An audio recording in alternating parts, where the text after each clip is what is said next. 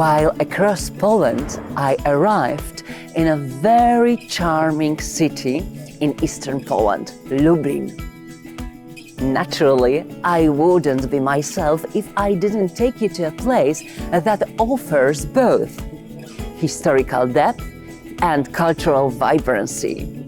The old town is one of the most beautiful and the best preserved in Poland.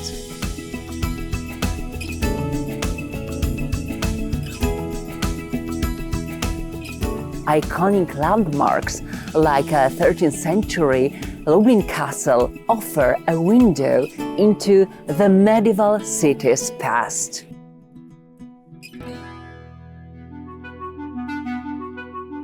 Don't miss the Holy Trinity Chapel, famous for its breathtaking Byzantine frescoes.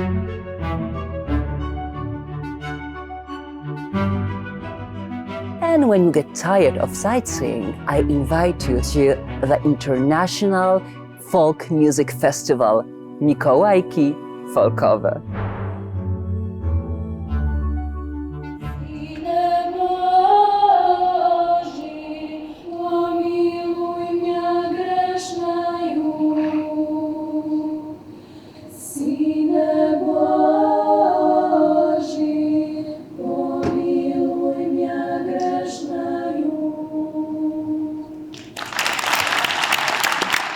Now we are in Chat Kazaka. It's a special place, especially for students. Yes, Chat Kazaka, it's a student's hut. It's a special place in Lublin, and generally I would say in Poland, because student culture has a special place in Poland and in Lublin. It's not a coincidence that Mikołajki Folkowe appeared in Chat Kazaka, because student culture was in the past the culture of social circles that were exploring new things under socialist regime, and that's why it was this place where folk music was discovered, in fact, in Poland. Exactly here? Yes, exactly in Chat Kazaka? Yes, yes. More or less in the 90s, 80s as well. Certain interest in folk music started in Poland, but it was connected with particular countries. For example, it was Celtic music.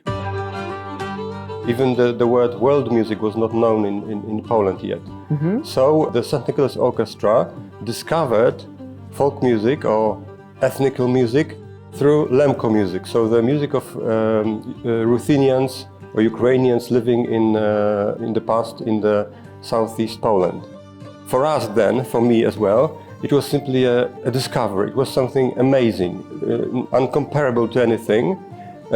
And through this Lemko music we discovered generally village music, let's say, country music. Yes. So we discovered that we played folk music, traditional music. Mm-hmm. So it came to us that maybe also Poland has some traditional music. Yeah. We didn't think that traditional Polish music would be interested. When we discovered that it's something new, that it's something broader than just Lemko or Celtic music, it turned out that we, as a group, didn't have any place to play. So we decided to create our own festival to which we would invite bands and musicians like us, and that's how Mikołajki Folkowe started.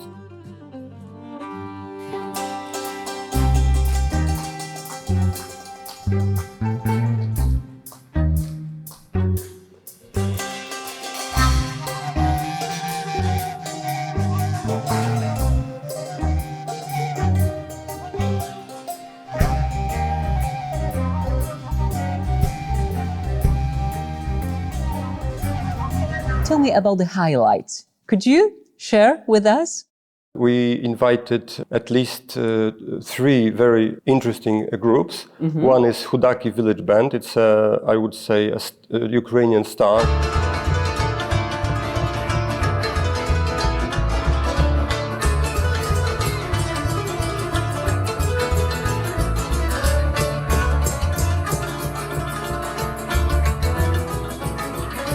Then Auster, it's from Norway.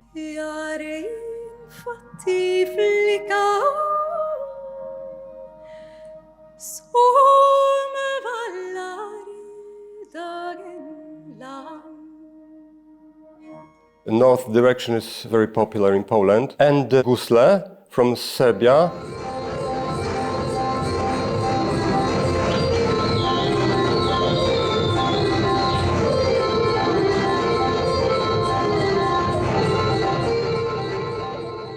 What is the most beautiful in folk music? The creative potential. Okay. That you don't have to compose music from the beginning. That's why it's for amateurs. And you can always create something your own on the base of tradition. Mikołajki Folkowe is not only about music, yes, but it's also workshops, a photography competition, and even a conference. Yes, because we are a part of student culture, so we are connected with the academia, and also we explore this type of knowledge because it is connected with folk music.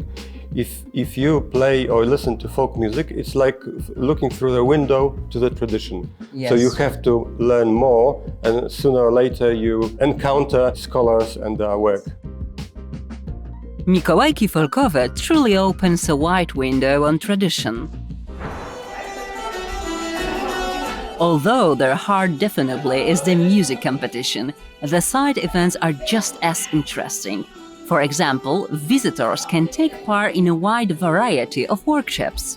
Isabel is instructor of traditional Breton dances, yes? I grew up with Breton dances and I love them and I enjoy dancing, and I just want today to transmit my traditional dances. So, and tell me about your workshops here. Dances I've selected for this class today and tomorrow are quite famous for also outside Brittany and easy to learn. Can anyone take a part in your workshop? Yes, for sure. If you have two legs, then Yes, please, you're I can. welcome. Without partner? Yeah, it's possible. Okay. It's possible for sure. 1, 2, 3, and 1, 2, 3. I've selected row dances, but also one dance with 4, so 2 couple, but no matter if 2 women, 2 guys, it's no matter. How did your passion for Breton dance begin? I don't know how old I was. 7, 6, 5, 8, 9. 8, 9. 8 or 9, yes. In the village where I grew up, once a year there was an event for tourists, but also for the people in the village. In the evening there was Festnuss, the night fest, and there is a dance where you take your arms twice. And the elderly generation once. And I was a small child, and we take the small figures, and I was so yeah, I remember exactly.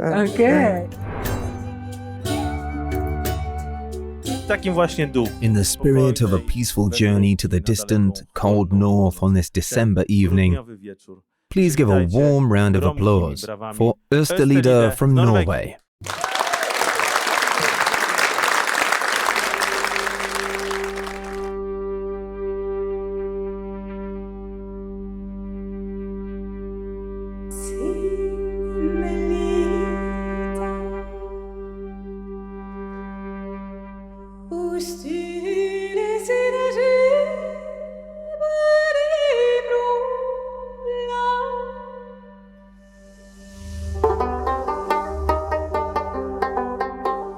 Tell me about your concert here. We play some medieval ballads, very dramatic stories with a lot of murder and blood and jealousy. Oh yeah. So we try to create musical soundscapes that sounds also dark and dramatic. Your music is very traditional, yes, but with modern elements. How is your recipe to do it this both together? The old tunes, they might be played in a lot of different ways. We just listened to the tune and thought, what will suit this melody? What's the story about? Is it dramatic or is it melancholic? And try to find a way into that to extract.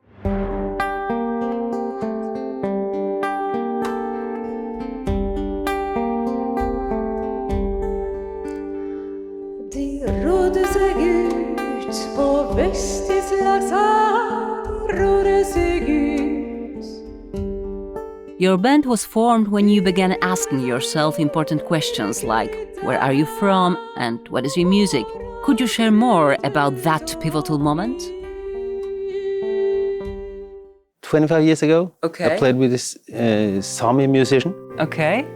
who was proud of being her identity as a Sami, small minority living in north of Norway, Sweden, Finland, Russia. She tried to figure out what are your tradition? Where do you come from? And I couldn't answer in a proper way because I just played in rock bands and stuff. Typical band tradition from rock and jazz and pop music. So I became curious. I tried to find out what is this. And then I started collaborating with Liv, who knows the Norwegian folk tradition. And then we tried to take all our references together and do this in a sort of open way. My contact with the tradition was get to know that it's sort of all related, whether you're from southern or northern or western or eastern part of Norway or from Scandinavia, southern Europe. It's kind of this mix of these oral traditions that have been wandering all over the world. So a couple of the medieval ballads that we do is the sort of Norwegian version of something that's also in the folk tradition from Germany or from Netherlands or Poland. I think I find that we're all related.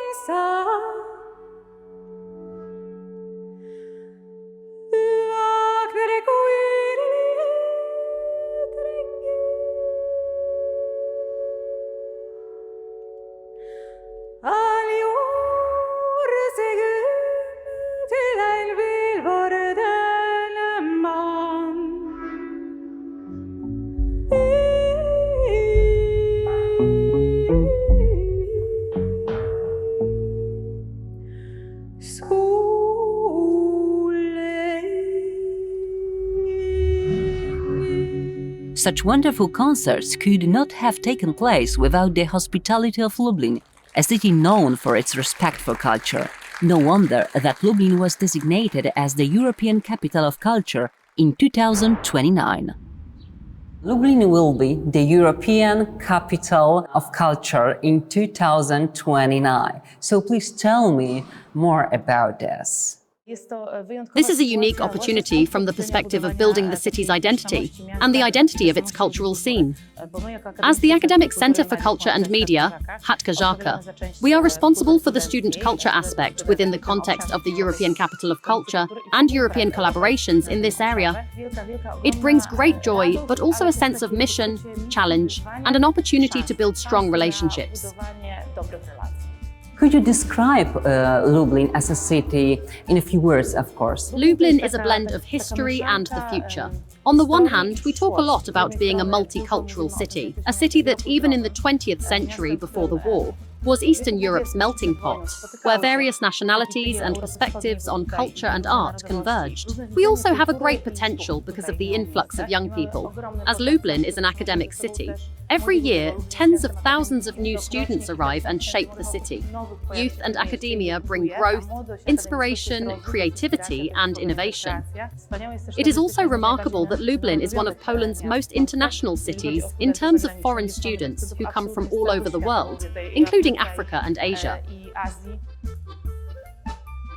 You have to have a good plan for this moment. Can you share with us with some highlights of this plan? Everything revolves around reunion, meaning rebuilding relationships through unity, but a unity of values, opportunities, and experiences rather than limitations. We explore a variety of concepts that foster a sense of community, focusing on the creation of a new community. This will also mark the anniversary of Poland's accession to the EU and the expansion of the EU. So 2029 will not only be a year of culture, but also a year of opening up to numerous international collaborations, which is the foundation of this project. Of course, it also embraces modern thinking about the environment, ecology, relationships, and human well-being through culture, incorporating all these aspects.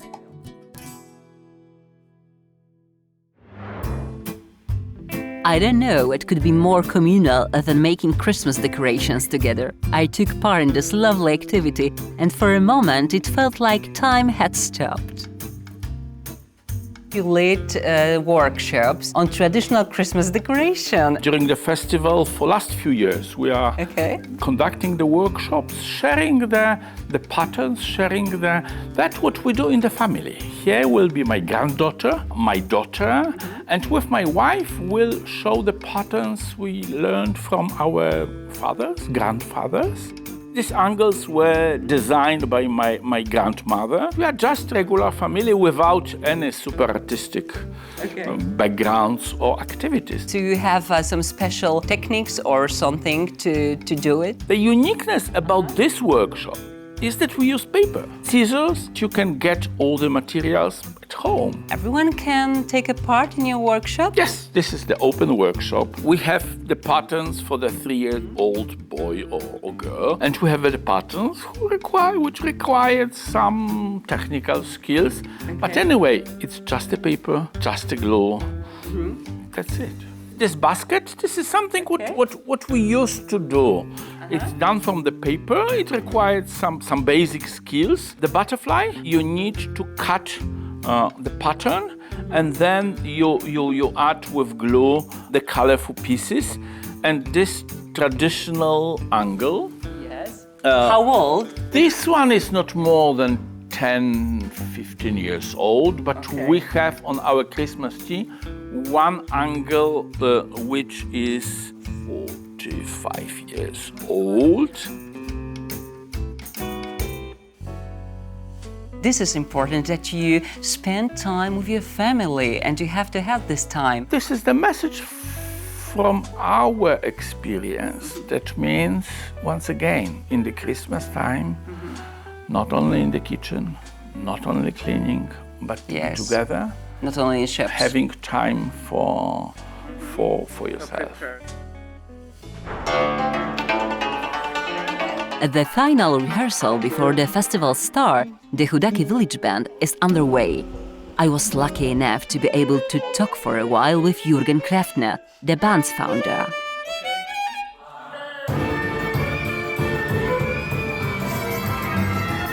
Tell me, what does it mean, Hudaki? Hudaki is name of the village musician. The musician in our region, in Zakarpattia, it means that we're doing this job. It's extremely important job to make people happy during weddings and other. Traditionally, in the village, when you know your daughter, your son will go married, you need first, not the kitchener, not anything else, you need the musician.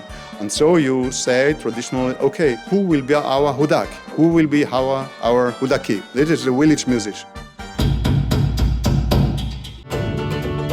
Actually, we are all from the same village or some villages very close one to another. Our region, Zakarpattia, is very multi-ethnic, but as actually we call this, it's a kind of world music from one village. So the people, they are all native from a very small region, but they are Ukrainian, Ruthenians, they could be Hutsul, but they also are Hungarian, for example, or Roma. In the former periods, a lot of Jewish people used to live in our villages, and we are playing Jewish music as well.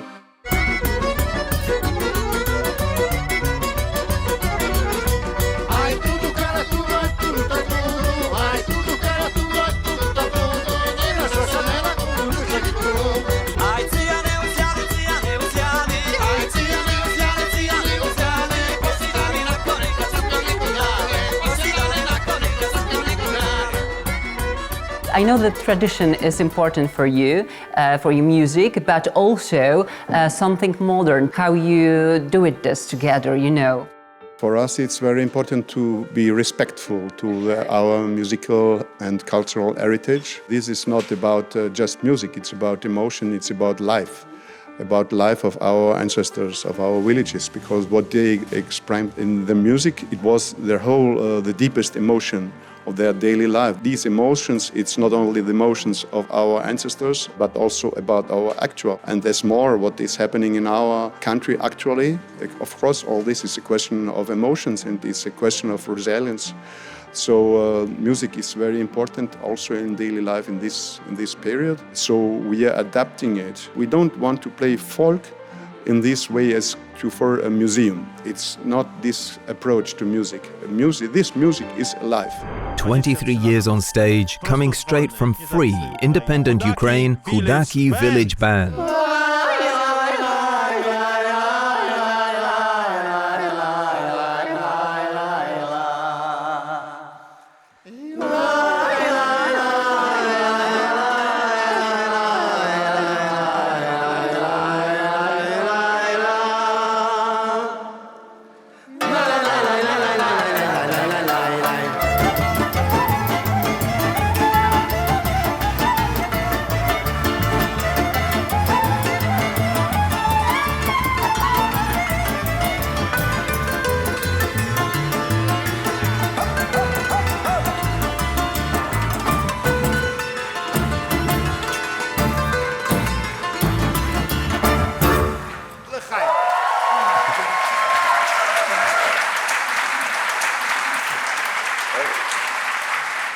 Folk music has a way of getting everyone dancing and singing. I'll be back for the concert. I plan to enjoy myself until the morning.